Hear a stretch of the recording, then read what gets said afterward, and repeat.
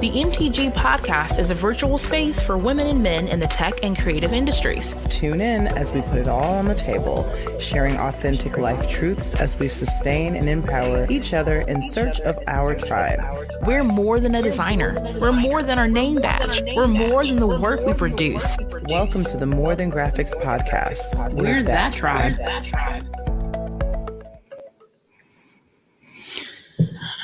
All right, so I can get everything together here today.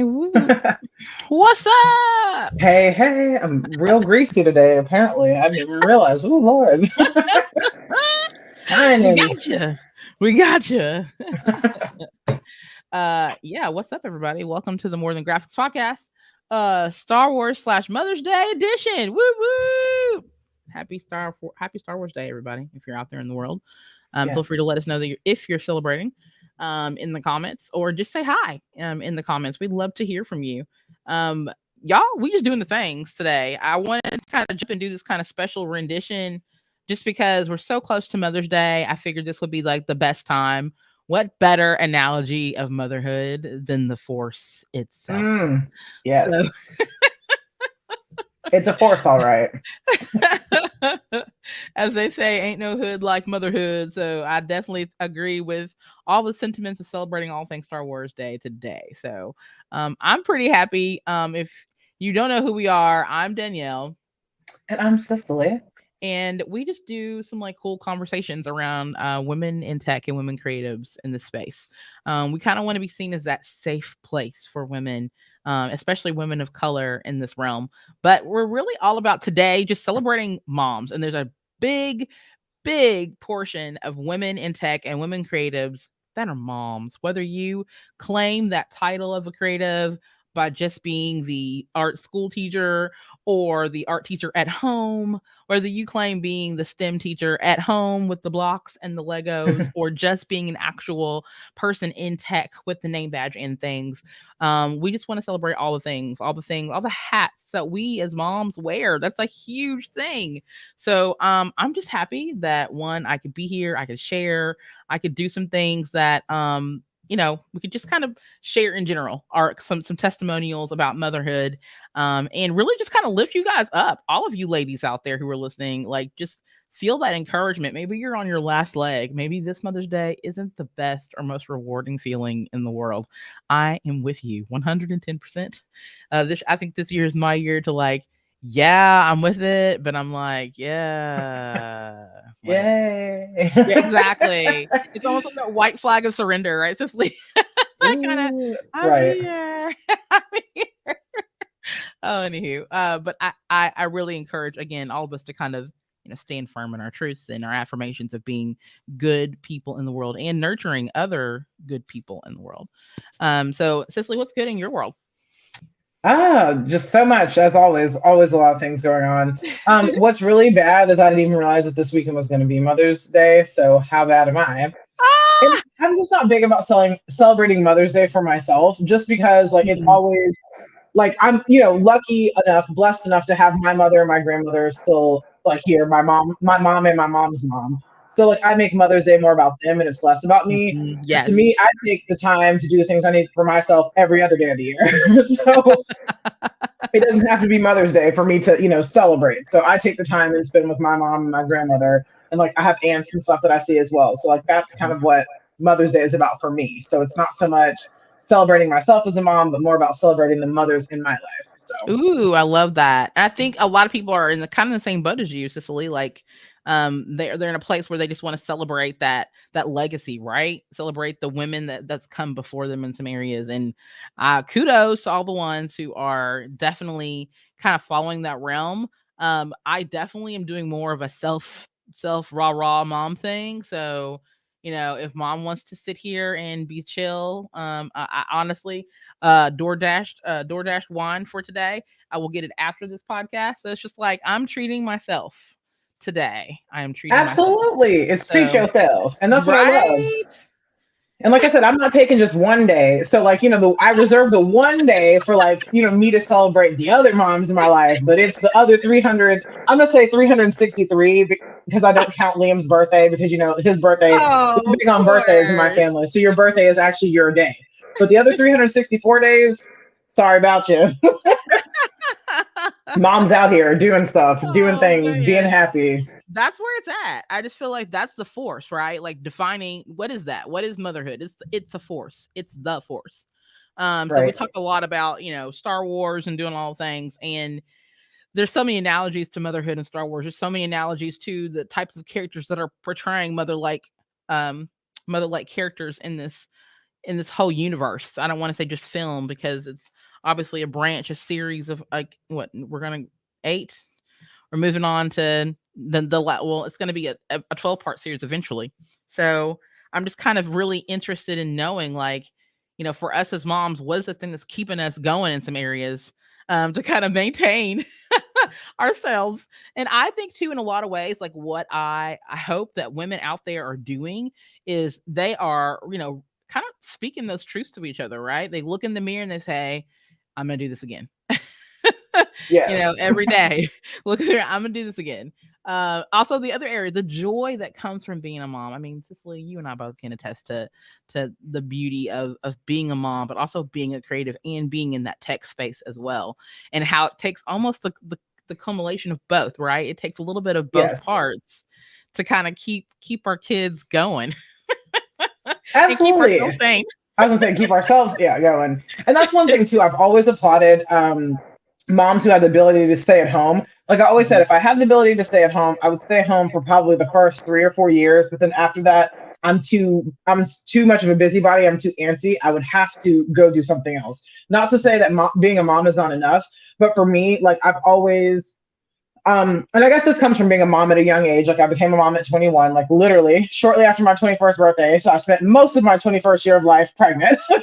And that's always been just kind of how I am. I'm always like going and doing things and like just moving around in terms of just activity. So I think that's a big thing for me. It's if I have more children, the next child or children I have, I'd love to stay home for a year or 2, maybe 3.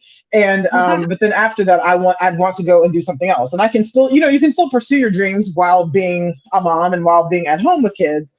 But thankfully, like there's more work from home opportunities. So I think it's a lot easier now than it was, say, 12 years ago to have it all, or to be able to balance that. Like I've always said, the perfect job for me would be working from like 9 to 3. So I'd be able to sleep in a little bit or but also be able to take my kid to school and then pick my kid up from school.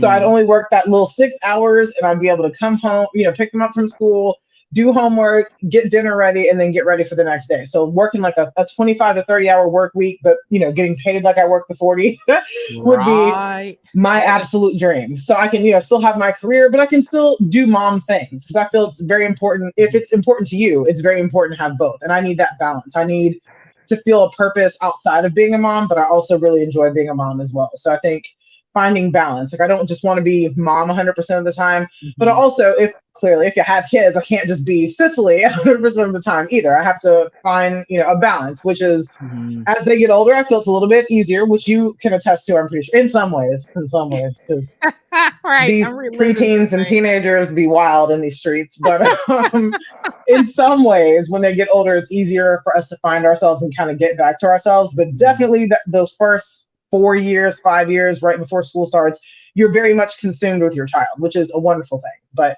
you can forget yourself as well in that process. Oh yeah. I mean, I love that you said that. I feel like that's the part that we have to hold on to is ourselves, the people we were before we had kids, right? Yes. The people, and not necessarily hold on to it, but just kind of cherish it more so.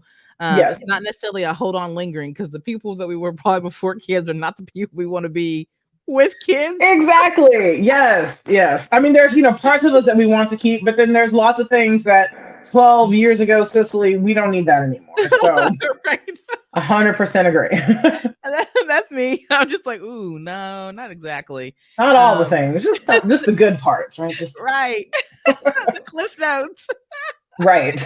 The lessons we learned that have, brought us to this point. That's what we need, not the other stuff. That's it. Oh my gosh, yes. And I definitely want to, again, just kind of raw the women who are doing this with a partner, without a partner, moms out there, y'all rock the world. We can totally attest. Cicely and I can both attest to what that's like being a single mom raising kids, and we can also attest to being married and having and raising kids. So we've been able to rock both sides of the scale, which I think is really unique for both of us. Cicely, in our unique friendship and podcast sisterhood, is that we both come from that perspective, from going from single mom to having a partner with us that helps us raise our kids. So I can completely attest to wanting to, lock yourself in the bathroom for all of 5 to 10 minutes so that you can just have a breather. Yes. And or going outside on the porch while the kids are sleeping and you just take, just take a break. Sometimes you just need that moment. You just need to have like a human moment, and there's not enough humans in the space that you're in. So especially if you have young children, which in my case, I'm kind of reliving in some areas with our toddler. So it's just like, this is what it was. This is what it was. Oh my! Like, Mr. Theo. Thank goodness that I have 3 other older children that can help with that load, because the mental space, I'm sure, for all moms in some relative area is tough. And so, in whatever way that we can support you, especially in realms of tech and realms of tech and creative spaces, it's really important for us because of the elements that we possess that make us so good in being a creative and being a techie. We can kind of get lost in our own stuff. We can kind of get warped in our own world, and sometimes we say things, whisper things, act like things are really true when it really is just a mental border for us, or a mental wall in some spaces. So whatever we can say to encourage you to see through those walls, whatever we can do to help you, like, laser points, we get you some blasters and blast through that wall. Whatever we could do on a Star Wars level to help you enhance your force, right? Grow your skill, become one with the force. Whatever we can do to help that. That's what we're here for. This is what that space is created for. So just in general, since we're talking about, Mother's Day and all the things, I would love to know anyone's good old favorite Mother's Day memories that they may or may not have. Maybe I have a really embarrassing one, I think. I was trying to think on my head. I was like, is it really embarrassing? Like, in my head, it seems like embarrassing, but we had a really good trip to usually around this time, around Mother's Day, the annual International Barbecue Festival, which is held in my hometown of Owensboro, Kentucky, is held. It's pretty well renowned. It's been featured on like Travel Channel and all the things. It's really cool. It's really big, and it features some of the best barbecue ever. I mean, some of the best barbecue. And so one of my favorite things to do is to, visit there always during Mother's Day weekend is when they usually host it. So I go down there one year, and I literally, this is kind of, maybe it's embarrassing. Don't call me on this, but we wof staying in a hotel, and the hotel person said that, the room was clean. It was great, all the things. And my kids were in one area. We kind of had like a suite, if you will. So this is our first kind of big, not really big, but just a good sized family trip. Half the kids were in the adjacent suite, and me and my husband were kind of like in this king kind of suite with the extra bathroom or whichever. So I go I am literally just getting in, kind of getting settled into the space, into the room. And I'm like, okay, I'm going to take a quick shower. I'm going to jump out. We're going to go to, XYZ's house and go hang out over there. Literally, I kid you not. They tell me that showers were clean, all things, right? And the worst thing you could possibly think of, screech, screech, screech. The showers weren't clean. And so that was my most like horrendous. I wanted to like scream so loud, but I didn't. Damn, so yeah, that's my Mother's Day horror story for all the people who are like traveling and wanting to get away. Check those hotels, because you just never check know. that bathroom. Check that bathroom. So sometimes I ain't gonna dish them out because they helped me out in the long run. But it was one of those situations where I was just like, this is not the way that I wanted to start my weekend. Right. So I probably would have cried. I'm with you on that. I was just like, all I wanted was take a shower. Yeah, it was just like someone didn't properly clean or didn't care to clean or something along those lines. So that was my horror story for Mother's Day. But I'm sure you all have other ones out there to share that may or may not be as dramatic as mine. But that was one. How about you, Cicely? Do you have any favorite ones? It's not really a horror story. It's somewhere in between. But I think up, up until I was like 6 or 7, every Mother's Day, when like especially even if it didn't fall on this, or it's always on a Sunday. Oh my god, I'm losing my mind. But no matter when it was on a Sunday, me and my mom up until I was like 7, maybe 8, my dad would like always go out and get us like matching or coordinating outfits, and it was the most ridiculous thing ever. Like I remember one outfit was like, and I hated hats. Like that's one thing as a kid. Hated. I'm not a hat person. I've never been a hat person. Like I just don't wear hats. And if I do, it's like a wide brim, airy, like beach hat. It's the only. Literally, I've owned one hat that I've actually worn in my whole life, and I bought it for the Bahamas. Wore it to the Bahamas, and I think I tossed it after that. I don't even know where that. I may have given it to my mom. I don't know. But it had like this little white hat. Like think about Easter outfits, Black church's Easter outfits. Think about that. Yes. It was this little white hat with like a black bow. This is the most memorable outfit. There were other ones. There were like pastel purple ones. It was bad. And the dress was all white with like a black bow like at the waist. Oh no. And my mom had the same dress, but the adult version. I just like I could not. I can never. Like it's cute to like dress up, but by the time I think I was like 7 or 8 when we finally stopped doing it, because I was like, I just don't even want to wear this. Like, ew. But there's pictures of me when I was like 2, 3, and 4. As a baby, probably not so much, but like 2, 3, 4, 5. There's like pictures every year at Mother's Day, in that Easter Mother's Day time frame. And me and my mom always had like coordinating outfits, like mother-daughter outfits. And I was like, it's coming back. Because look at Father's Day. I'm always doing something like that. For the boys, just a coordinating bow tie, and then you can wear whatever you want. Just the coordinating. But see, that's cute though. Not the hat, not the Sunday hat. I'm not. Like, I'm not, not at 5. No. And it'd be like colors I don't even wear. Like I didn't even like pink, and I was wearing pink back then. Like we were twinning in another world because that's definitely me. I was anti-dress, anti-pastels, anti-pink. And so like I do pink, and the hat, the hat. That's hilarious. I know there's plenty of other stories out there from other people who are probably going to laugh their butt off in regards to like Mother's Day stories, but feel free to send those on, put those in the comments if you want. I'll be watching out for those, for anyone who wants to contribute any type of Mother's Day comment or Mother's Day story that they want to share. Feel free to leave it in the comments. We'll totally talk about it. I think it's just really important, again, as we talk about Mom's Day, like, I guess the question is now, because we talked about best and worst and kind of different memories of Mother's Day. Have you ever received a really bad gift for Mother's Day? Like a thing that I thought was really awesome, but then you were like, no. Ooh, I don't have one. Like, maybe, I joke about this all the time with my friend. There's like a meme that goes around about it, like about how your kids are broke and all they can do is these little art projects. But outside of like little art projects, I think they're cute though. But outside of little art projects, I've actually had like, either gift cards or like, just regular like Happy Mother's Day kind of cards. So I've not had a bad gift. I want people to, for the record, I don't consider the kids' gifts bad gifts. That's not what I'm saying. But it's just funny because I remember, look, I know you remember these memories too, where you do like your little hand in a piece of clay, like in the clay thing. They need to stop. Because my mom still kept those. Like my mom has like Christmas ornaments I made and like the little hand. And like the little handprint, like they would do like a little heart. Like they do the turkeys for Thanksgiving and all that. They do like a little heart and they put like the little kids' feet. I'm like, a Happy Mother's Day would have been fine. Oh my gosh. I love those little cute questionnaires. Those are my favorite. Oh, those are hilarious. Yes. What makes my mommy is a good mom because those are good ones. I had some funny answers from Liam a few years. Yes, that's what I was going to say. I was like, I know there's going to be some really good answers from some of these. My mom feeds me, therefore she's good. I've had a lot of those. Right. Responses. She has hair.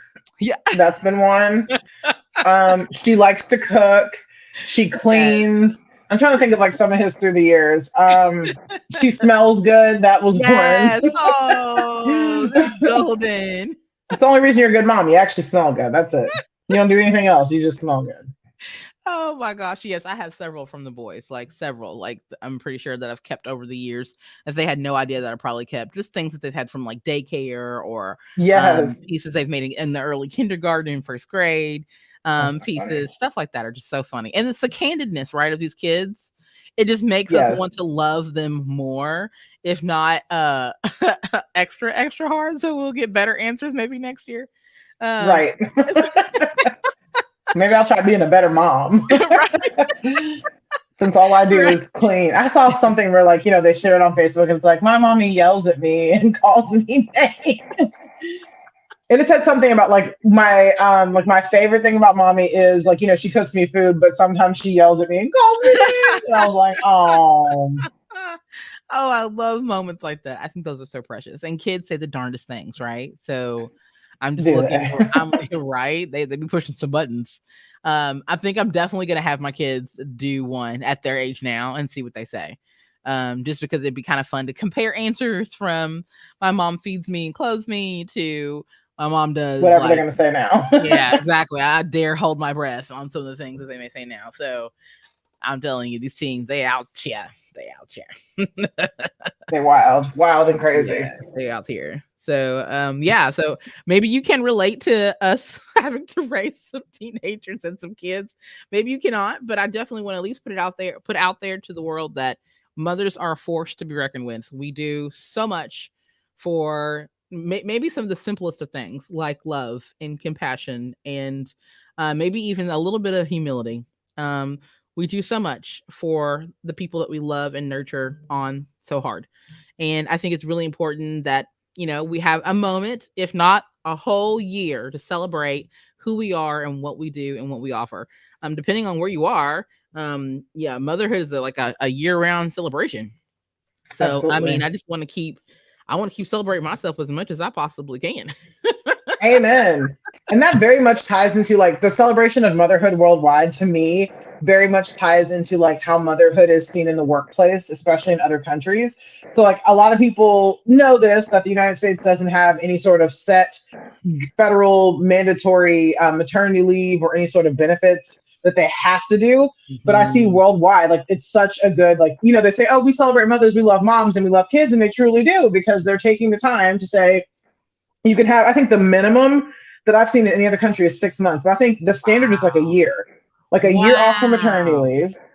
You're getting, I know, like, it's crazy. I had this conversation when I was probably 7-8 months pregnant with Liam when I lived in New York City. And I had a visitor. I worked in skincare at the time in sales, like retail sales. I had someone come up and was buying stuff for me. And they're like, oh, you're pregnant. Like, do you get to go on leave soon? And I'm like, leave, girl, where am I going? Like, right? Leave where? Leave go where, right? Oh, like you don't get time off? I was like, oh, well, yeah, I get 12 weeks off and 8 of it's paid and I have to take 4 unpaid. And they're like, you should move to Denmark. They're like, you'd be off for 2 years. And I'm like, girl, one plane ticket. Let's go. I'm going to take me and my 7-month pregnant self and we going to Denmark. I don't even speak Danish, but we going. We going anyways. You got to learn, right? But that was, almost 13 years ago. Liam's going to be 13 in October. So this happened summer 2009. So even more than a decade ago, countries around the world were saying we love mothers, we love children, and they were showing us. And I will say one good thing about the tech industry and about being creative, when you own your own business, you can make your own maternity leave. Yeah. Mm-hmm. A lot of these tech companies are truly seeing the value in their female employees and their employees that are mothers. Mm-hmm. And even if you're not the birthing parent, they're still realizing the value of parents in the workplace. Yes. So if you're adopting, if you're a surrogate, if you're, like the non-birthing parent in a relationship, they're still recognizing that you have a huge role to play in the development of this baby, of this child, of your family formation. So I think we're just in such a really good space now where we're moving towards that. It's still not the standard. It's still not federal law, but so many companies, like I will tell you one thing, I will not look at a tech company if they ain't got some sort of extended parental leave or some sort of extensive like healthcare family benefits. Like, don't even look my way. Don't come in my inbox. don't come at me unless you're offering comprehensive, I'm talking minimum 12-week maternity, paternity leave. Yes. Like I've seen companies that offer a stipend for parents, like a 2 or 3 month, hey, we're going to give you an extra $1,000 a month for 3 months after your baby's born, after you've been on maternity leave for 14 weeks at full pay. Excuse me. Now, if that ain't appreciating moms, and again, like it's so important to me because so many women have to actually make the choice to not go back to work because they don't have the flexibility. Right.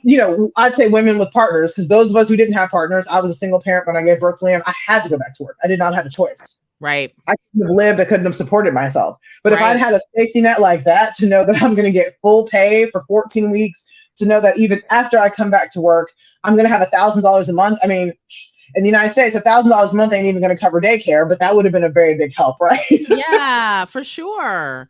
Yeah, daycare, bro. I don't. Daycare's crazy.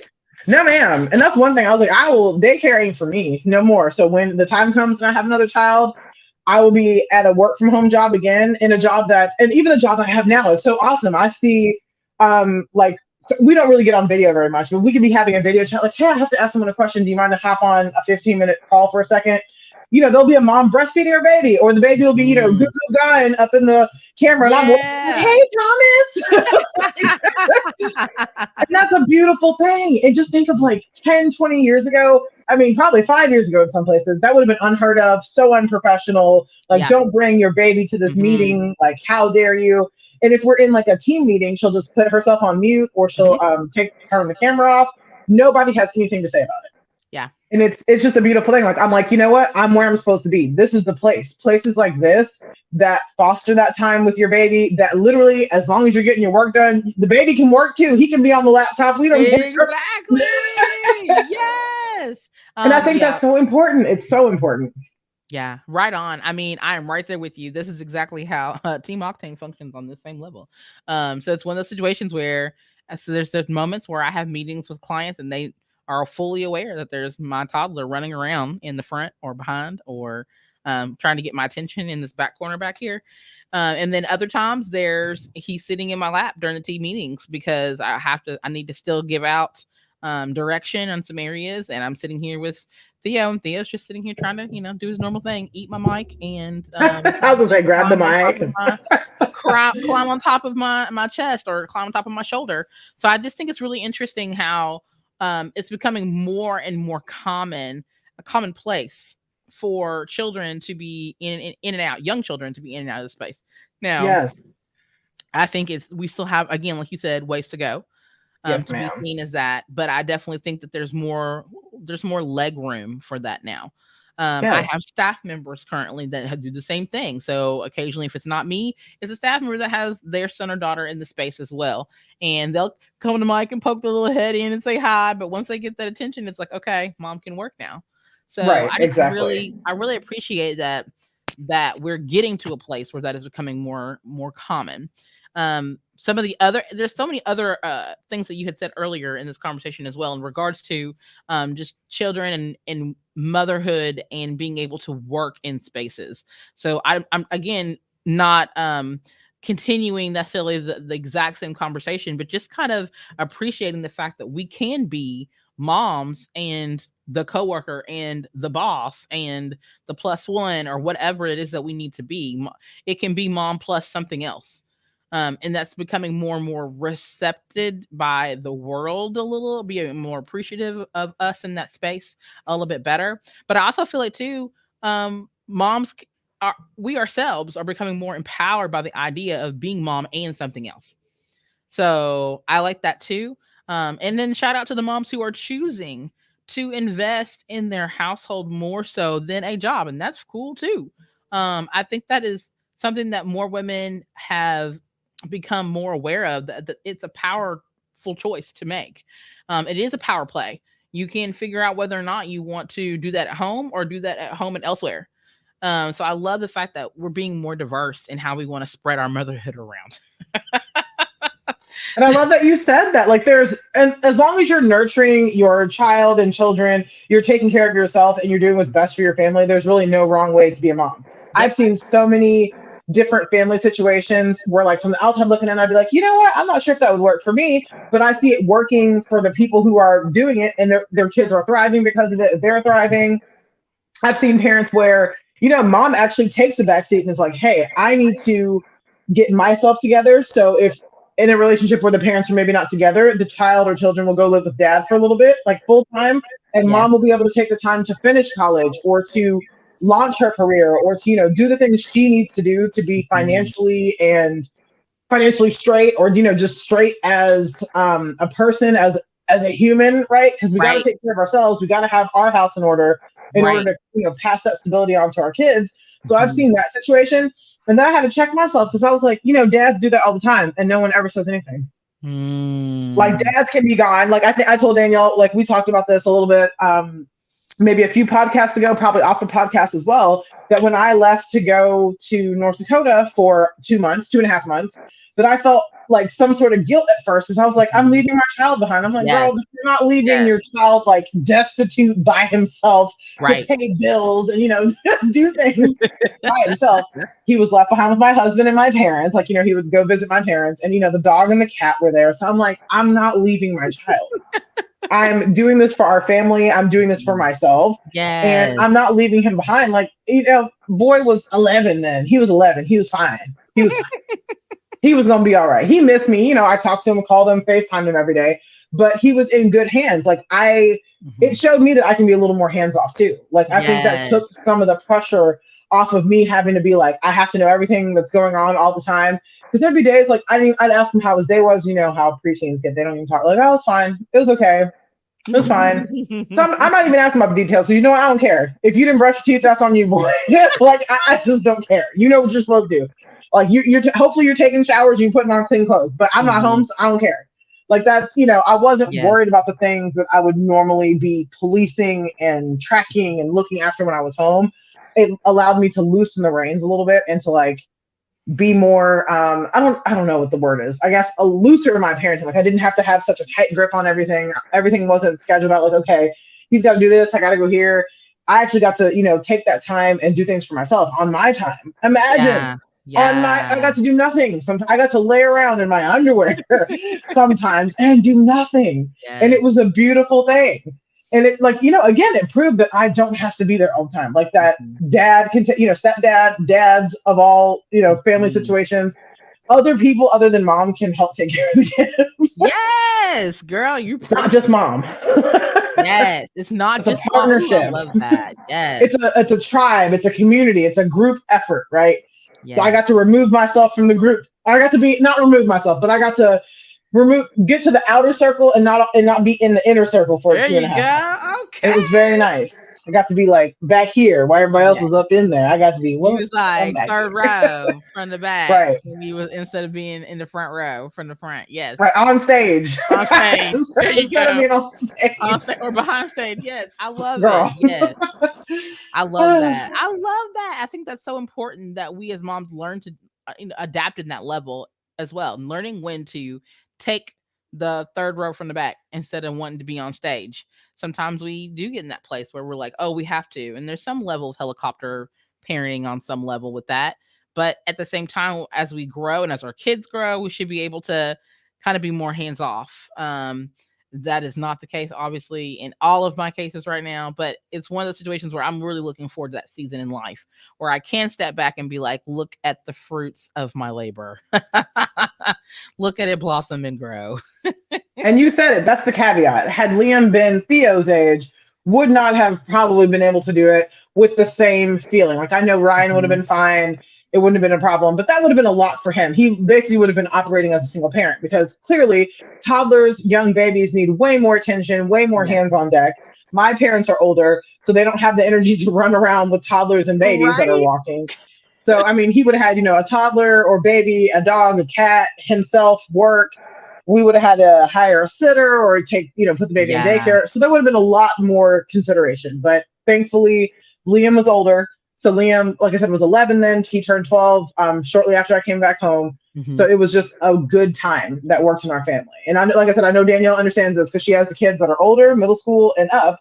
And then she has a little baby who's not in school yet. So you kind of have to figure out that balance. Had Theo been in school, different situation. Maybe you could leave for a week or two and go get some things done. But I fully understand everyone's situation is different and that for me, it was 11 years in the making. Yes, to get to that point. Yes. It didn't happen overnight.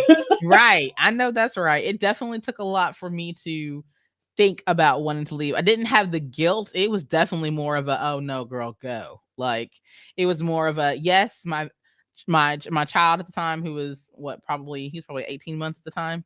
He was definitely young, but I was fully confident in both his brothers and his dad that were able to, hold down the fort and keep it together. So I wasn't as worried there. I think for me, I was almost a little worried about my own freedom, like the whole, and not mom guilt thing, but just kind of that whole like, okay, what do I do now? And it was a really good precursor to what's my life going to be like without my kids. Who am I? Like the whole self rediscovery process is like it goes right to my core. So I literally, like, especially when I took a trip to the She Podcast conference last year in Arizona, in Phoenix. And that was like such a self journey. Like I was waking up every day not hearing the calamity of children. It was like, yeah, like this is a whole new world. Like, what's wrong with this situation? So there was just a lot of moments I felt like it was a self check for me. Like, where is my freedom? Where do I find my freedom? Where do I find myself? And recentering that whole process of motherhood. Yes, I'm a mom, a person who has devoted my life to raising my children. However, I also am a mom that has, in doing raising children, has created another identity or another fueling for herself. And so that's the part that I really wanted to speak into for moms out there who are like, maybe haven't had the empty nester experience yet, or even maybe looking forward to being the empty nester, wherever you are on that spectrum. We celebrate it because it takes work to raise and nurture other human beings. It takes a lot of work. It's a good practice of that ebb and flow of life, giving and taking and pouring into on a constant basis. So just kind of speaking into that realm for motherhood. If you are in those circles, man, rah you, like all the cups of tea, every last coin that I could think of should go in your pocket, because it's a celebration of living in regards to motherhood. It's not just a choice that we make. It's not necessarily just a decision that we hold up to for 18 years. It literally is an ebb and flow of giving and taking and receiving. And that's the part that, again, I just want to keep on pouring into and celebrating women wherever you are in the space and realms of tech and realms of creativity. Cicely is like, well. She's preaching, Sister Danielle. She's preaching on the mic. She's preaching, she's speaking nothing but a word today. Amen. I had to stay on mute because I was gonna keep dropping stuff in the middle. So I was like, I'm gonna let the good people hear the good word that she has to say today, and I'm gonna stay silent. Oh my word, I love it. But yes, I love the fact too, and I want to harp and toot a little bit on our own horns, because we've been able to do this for so long. This is our 4th season, being moms, talking about women in tech and women creative spaces, being special needs moms at that. Being women of color, being Black women on this podcasting platform, being able to talk about these areas that are missing and opportunities that are missing for women of color, specifically women that are in tech and creative fields. So I think it's just really cool that we've been able to have this cool collab and experience. I always refer to Cicely as my podcast sister/sister wife, but we'll keep the sister wife down. But it's one of the situations where we have had so much in similarity and common and threaded throughout each other's personal life stories. And so it's so cool to be able to still celebrate other women, but also celebrate ourselves, the things that we've gone through, the things that we've lived through, the things that have yet to come. We're celebrating all of these things as part of our motherhood journeys and our motherhood stories. So I can only think of a handful of times that it may have gotten to a point where it's like, I don't know, like we're kind of flying solo, we're blind a little bit. Falcon has gone down for a sec, but it's always this ebb and flow. If I'm having a little bit low moment, Cicely picks right back up. And when Cicely has a low moment, Danielle picks right back up. And then I just love the fact that we've been able to have that bond of motherhood and blended family life threaded throughout this podcast. So this has kind of really been a surreal experience having this is our 3rd Mother's Day on this podcast so far. So that's pretty crazy. It's really nuts to think about it that way. And it really just drives home the importance of having like a good circle, of having a good support system in many different ways. Mm-hmm. So even if we weren't doing the podcast, I feel like we'd still be a good support system for each other. But I think you cannot be, that's the one thing I learned from being a mother, from being a single mom, especially for the first 10 years of my motherhood journey. I learned that like I cannot do this by myself. I may be single, as in I don't have a partner helping me with this, but I've got family and I've got friends, and I need to lean on those people. And in my life, in my child's life, in our ability to thrive depends on all this thing. Like we have to have a community or it's just not going to work. And I know that there are people who don't have like a large extended community, but you at least have a couple of people that you know you can depend on. And that's so vital, because motherhood is not, it shouldn't be a lonely thing. You can be a single motherhood and that can be isolating in itself. But for me, finding community was the biggest thing for me. So I had a blog for a while. When I first became a single mom, I started a blog when I was pregnant. It was crazy. I was trying to be a lawyer at that point. We ain't gonna talk about that. But so I found a community of women who were also single moms. And I mean, a lot of them, it was a couple were single moms by choice, but a lot, it was like, you know, they were in committed relationships. They were married and, you know, husband's like, didn't sign up for this, I'm dipping. Or a long-term boyfriend was like, not quite where I want to be. And a lot of times moms, women, we don't have that choice. We don't have the choice. Well, you know, let's be clear. We all have a choice, right? But I'm definitely not going to leave this baby that I birthed and brought into the world to the wind just because, you know, dad decided to not step up, or, you know, whatever partner I was with decided to not step up. Like that's just not how I'd say 98 to 99% of us are built. So then it's up to you at that point. Everything falls on you. All the decisions, the hugs. So you get all the highs, but then you also get all the lows, and you have to experience that by yourself. So I would say the most important thing for me, especially in just the early years of motherhood, was having that community. Because had I not had the community, I always joke all the time, every year for Liam's like first 10 birthdays, I always made the joke. And I was like, now I'm not serious, but like if I say I'm not serious, but then I was like half serious. So like I can't believe like he's 10 years old. Like I kept him alive for 10 years. I kept him alive for 9 years. Like we've been in the thick of it for this long. Like it was mind blowing to me, because when I first had him, I couldn't see where we would be. I could not see the joy and the happiness and all the things that we would experience. I could not picture it at that time. All I could picture was like, I had tunnel vision, like, gotta raise this baby, gotta finish this degree, gotta get through these things. It was just, you know, next step. I didn't have a lot of time at that point to enjoy the first moments of his life, like the first year or two. I didn't have a lot of time to enjoy it because I was so focused on keeping this baby alive. And making sure we didn't starve, making sure we weren't homeless and all these things, that like I didn't get the chance to enjoy that. And now like I look back and I'm like, girl, I really wish that like, you know, my 32 or 31-year-old self could go back in time to my 21-year-old self and be like, girl, you all worried and stuff right now. It's going to be fine. It's not even going to be fine. It's going to be better than you ever thought it could be. Like you will be fine. Your parents will be okay with the fact that you're having a baby. Like life will not end and life will be more beautiful than you ever imagined. So I say that to people who are struggling right now, and people who know the struggle. Like I know that the people, me and you, can be testimonies for that. But people who were on the other end of it, I should say, or like we're out of the dark part of it, we're out of the thick of it, that we can look back and be like, number one, I can't believe I survived that. And number two, like, wow, I survived that. And like, look at how much better I am for it. Look at the position my child is in because of it. Look at all the things I have, not even material. Just look at who I've become, who we've become since then. Like it's a journey for you and your children. So I grew up, clearly I raised Liam, but like we was growing up together. We did a lot of growing together, and it was a beautiful thing. Yes, I can definitely, again, so much similar stories. I myself was also 21 having my first child, and it was very important for me to have a little bit of a leg up in some areas, simply because I was the parent and the child was a child, but I was still very much a child. And it was one of those situations where I had to grow up a little bit quicker than others, simply so because I had to raise a child. And I think it was also one of those bittersweet moments because we grew up together. And so in a lot of areas, as much as I, love my son, I never put him in this place of I was the mom. Like I had a leg up because in certain areas, he had more of a leg up than I did in areas. And so we really, again, that phrase of growing up together, that is so symbolic because that's for younger moms, that is exactly how it rolled out. There's just areas where we just literally grew up together.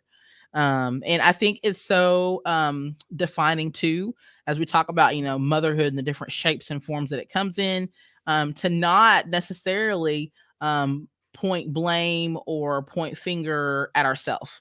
when things are not necessarily going the direction that we want to. I know for us as moms, especially moms who maybe want things a little bit on a higher standard than others. I was one of those moms when I first started out, and I cut myself all the way down. And I think it's really important that, we realistically walk into these spaces where we want to nurture and love our kids as much as possible. And that takes a level of transparency on our part. And for me, over the years, that transparency level has gotten thinner and thinner as my kids get older. So they see me, I hope that they continue to see me more as a person who helped them navigate some spaces instead of just this title of mother and holding them up to this certain quote unquote esteem. I want my kids to see me as everyday people. At the end of the day, I want them to be able to understand and realize that mom had to make some choices because they were the mature choices to make in the situation. But overall, this is another woman going into the world trying to navigate spaces just as much as we did. And I hope that equal balance feel, there's like a helicopter coming over my house. There's like an equal balance feel to that, some sort of equilibrium, if you will. And I think that is the part that is beautiful as a parent watching your child grow. So, I just feel like there are so many ways that we have this force among us, and we can channel the force, and we can do some serious chokeholds and all the cool things that come along with parenting. But we can also do some really amazing navigating the stars of our children sort of journey as well. And that's a much deeper alliance and a much bigger part of the resistance that we try so hard to support. So for those out there who are huge Star Wars fans, I really hope that today has been fun, enlightening. If you're a mom and a Star Wars fan, may the force be with you, because it always is. Don't forget that you have that. And then, of course, for anyone else who maybe new moms, if you're on the road to being mom, congrats. And also for the road before that and the road after that, fingers crossed and all the things. We want people to just be encouraged by this message today and feel obviously this huge whelm of positivity that I'm hoping that you're feeling poured into. It can be difficult as a woman in tech, as a woman creative. Sometimes we get in our own path. Sometimes we put up our own blinders. Sometimes it's our own Death Star we have to take down before we can move on to the rest of the galaxy. And I hope that you found some way of holding on to some sort of beacon of light. Maybe that is some form of the resistance building inside that encourages you to move forward. So plot your own stars, make your path, forge your own ship, whatever that is. Maybe that's the Falcon, maybe it's the Death Star, depending on what side you are. But I just hope that you understand and know, as a mom, you wield your own saber and no one can destroy or take that from you. And so whatever side that you're on, you got it, use it. Cicely, anything else you want to wrap up with tonight? I can't even follow that up. Like, just all the things. Like, y'all saw me just nodding. Whenever I'm on mute, that just means like I'm just there's too much. I'm in agreement too much. Like, I just chart your own path. I love that. Like, just follow the stars. I love it.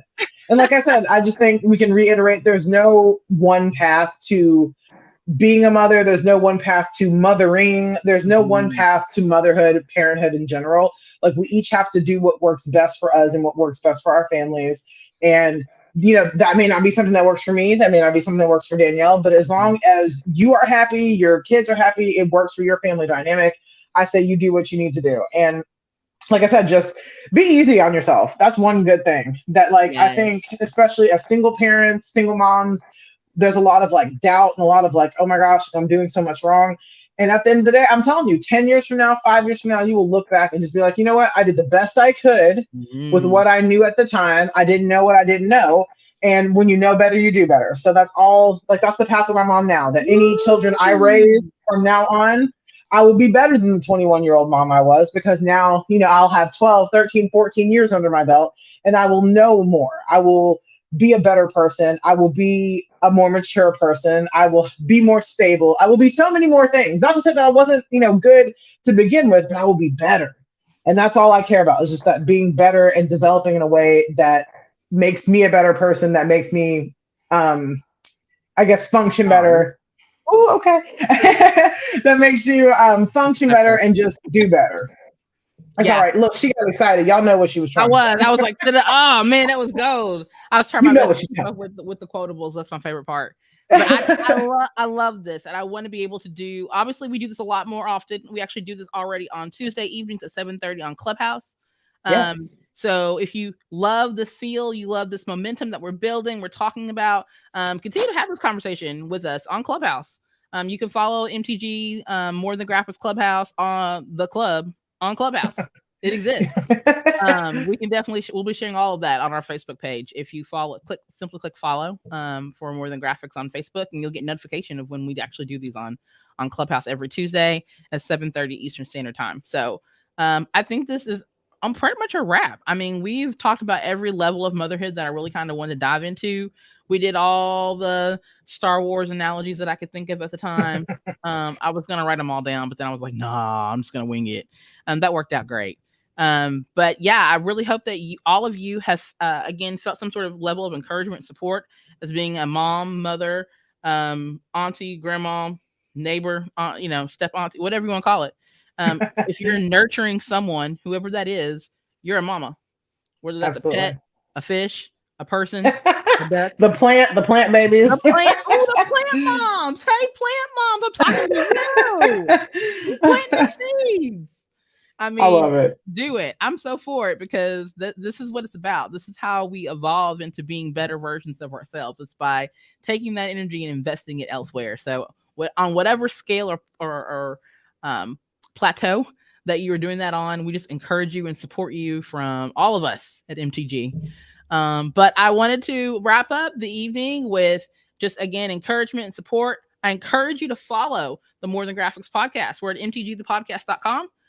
This is our first live episode in a while. We don't do them as often anymore, but man, it feels good to kind of get out there and just say hi and welcome and talk and have those conversations about moms. So if you're a mom celebrating this weekend, hats off to you. Sword salute. Saber salute. I'm so for it. I'm totally a big fan of whatever it is that you do in the realms of motherhood. So happy Mother's Day, everybody. And yay, happy Mother's Day. On the next episode of the More Than Graphics podcast. Good night, y'all.